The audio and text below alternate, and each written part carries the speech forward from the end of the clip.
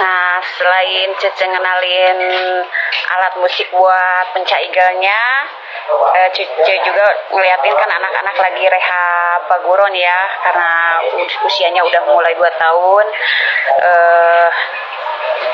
Cat temboknya udah mulai kusem, terus udah mulai retak-retak, jadi direhab. Selain anak-anak lagi ngerehab ya, anak-anak yang ikutan pencaigel itu kan ada yang sekolah, dewasa, tingkatan anak-anak, remaja, dewasa. Ya, sebagian yang sekolah dan yang dewasa juga ada. Ibu-ibu yang sudah mempunyai anak juga ada ya. Karena kegiatan kita itu 1 minggu itu 5 hari. Kegiatan kita buat berlatih itu 5 hari ya, ada waktu liburnya dan tidak mengganggu anak-anak sekolah. Kalau remaja tidak mengganggu kerja ya, karena sebagian anak sekolah dan yang bekerja.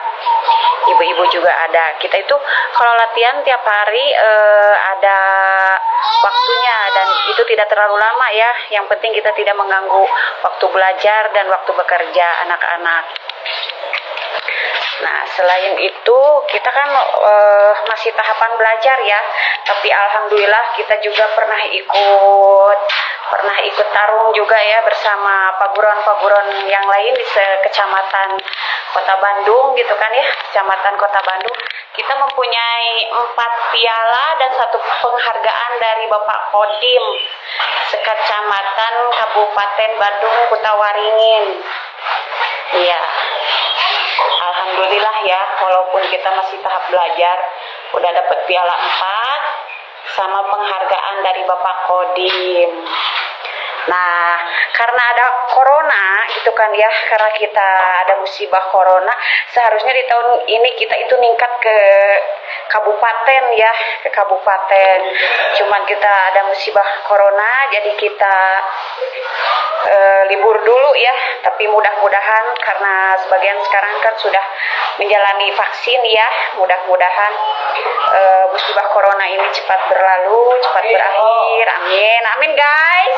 Ya, dan kita mulai aktivitas sekolah lagi, kegiatan yang lain-lainnya, dan jangan lupa loh, kalau ikutan pencaigal ini, kalau anak-anak yang masih sekolah itu bisa masuk prestasi, ya bisa masuk prestasi.